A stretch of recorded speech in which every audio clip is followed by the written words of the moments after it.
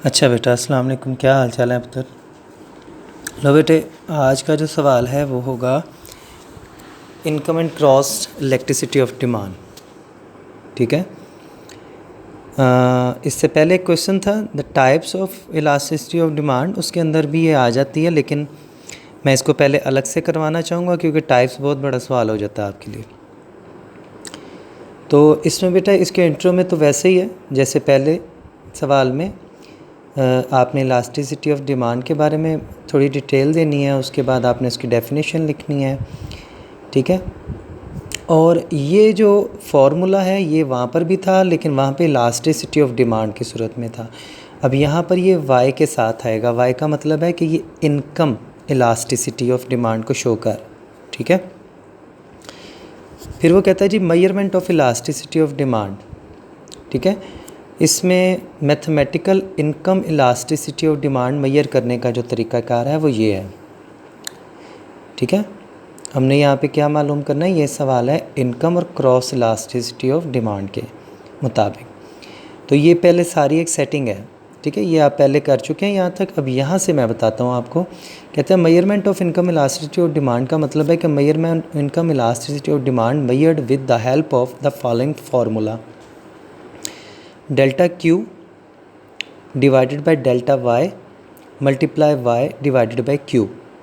ठीक है, इसको इस तरीके से भी लिखा जा सकता है, लेकिन फ़िलहाल आप इस तरीके से कर लें डेल्टा की मदद से। डेल्टा का मतलब होता है बेटा चेंज। ठीक है, क्वांटिटी यहाँ से यहाँ पर कहलाएगी डिमांड, और वाई का यहाँ पे मतलब है इनकम।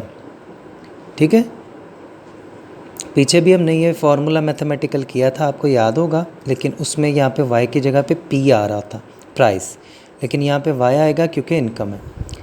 ठीक है, उसके बाद ये 3 पॉइंट्स हैं, शायद आपके नोट्स में भी बने हों, ये आप पढ़ लेंगे आपको समझ आ जाएगी।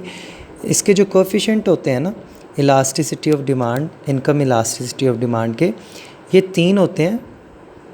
आम जो आपका पॉइंट इलास्टिसिटी थी उसके अंदर भी यही था।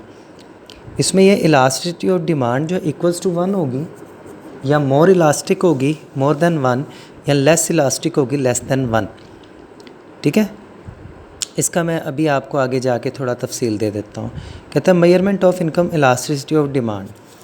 इसका एक फार्मूला पहले अप्लाई करेगा, फिर एक डायग्राम भी बना देगा। हो सकता है आपके नोट्स में फार्मूला ना हो, सिर्फ डायग्राम ही हो। ठीक है, तो कोई इशू नहीं है, आप फार्मूला भी बना सकते हैं, अच्छी चीज़ होती है। तो एक रफ सी हमने ले ली एग्जाम्पल के तौर पर इनकम। यहाँ पे प्राइस नहीं लेनी, इनकम लेनी है। 1000 ले ली और उसके सामने डिमांड होगी 10। ठीक है, और इनकम को बढ़ाया, डिमांड भी बढ़ गई। ठीक है, अब वहाँ पे था प्राइस के साथ लॉ ऑफ डिमांड, उसमें ये था कि अगर प्राइस ज़्यादा करोगे तो डिमांड कम होगी। यहाँ पे इनकम की बात हो रही है। ठीक है, यहाँ पे इनकम ज़्यादा करोगे तो डिमांड भी ज़्यादा हो जाएगी। ठीक है, ये प्राइस नहीं है बेटे, ये इनकम के साथ है, तो इसलिए इनकम को ज़्यादा किया तो डिमांड भी डबल हो गई, दोनों बढ़ गई। ठीक है, और ये किस रेशो से बढ़ी नज़र भी आ रहा है, वैसे भी देखो ये 10 से 20 हुई है, 1000 से 2000 हुई, तो इन दोनों की रेशो तो बराबर है, तो इसका जवाब तो 1 आएगा। लेकिन फिर भी हम इसको फार्मूले में पुट करेंगे।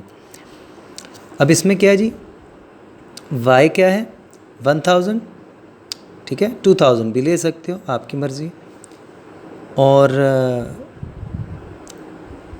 क्वांटिटी डिमांड क्या है 10 भी ले सकते हो, 20 भी ले सकते हो। मैं आपको इसके बारे में थोड़ा सा मैं समझाने की कोशिश करता हूँ। ठहरिए 1 मिनट।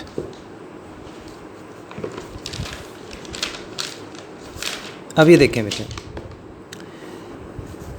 तो पहले मैं पुट करता हूँ वैल्यूज़ को, सीधा सीधा इस फार्मूले की तरफ आता हूँ। फार्मूला क्या था, delta Q over delta Y multiply by Y divide by Q. ठीक है, अब डेल्टा क्यू ये क्या था, ये दोनों का चेंज देखो कितना है, यानी इन दोनों को माइनस करोगे तो इनका फ़र्क आपको आ जाएगा। तो इन दोनों का फ़र्क क्या है 10, 20 में से 10 माइनस किए तो बाकी क्या आएगा 10। तो डेल्टा क्यू क्या हो गया 10। इसी तरह डेल्टा वाई क्या होगा, इन दोनों का फ़र्क, क्योंकि डेल्टा का मतलब होता है चेंज। ठीक है, इन दोनों में जो फ़र्क आ जाता है, जो चेंज आ जाता है, तो इनमें जो चेंज आएगा या फ़र्क आएगा वो कितना आएगा, 2 में से 1000 गया तो बाकी 1000, तो डेल्टा क्यू 10 है, डेल्टा वाई 1000 है। उसके सामने फॉर्मूले में था y डिवाइडेड बाई क्यू। अब y चाहे तो 1000 ले लो चाहे 2 ले लो, जवाब तो वही आएगा। और q भी चाहे 10 ले लो चाहे 20 ले लो, इसने 1000 और 10 लिया हुआ है। सॉल्व किया तो ये किसके बराबर आया, 1 के बराबर। तो इसको कहते हैं income elasticity is equal to 1। ठीक है, वहाँ पे प्राइस इलास्टिसिटी था, यहाँ पे इनकम है। अब इसकी डायग्राम जब बनानी है बेटा, ये भी बिल्कुल वही डायग्राम है। ज़रा आप थोड़ा सा गौर करिएगा। इसमें क्या है जी, 0 पॉइंट आ गया, वाई एक्सिस के ऊपर इनकम आ जाएगी। तो पहला फ़र्क आ जाएगा 1000, उसके बराबर दूसरा फ़र्क आ जाएगा 2000। बेस पे हमने रखना है क्वांटिटी डिमांड को। 0 से पहले थी 10 और फिर थी 20, ये दोनों भी एक जैसे पॉइंट्स रखने हैं। तो 1000 पर डिमांड थी 10, 1000 को मिला दिया 10 के साथ और 2000 को मिला दिया 20 के साथ, तो आपका डिमांड का एक कर्व बन जाएगा जो कि इस तरीके से आपको नज़र आ रहा है, जिस तरह मैंने आपको बताया है, यानी दिखा रहा हूँ। ठीक है, अब एक पॉइंट की तरफ चलते हैं, अब आपको असल गेम समझ में आएगा।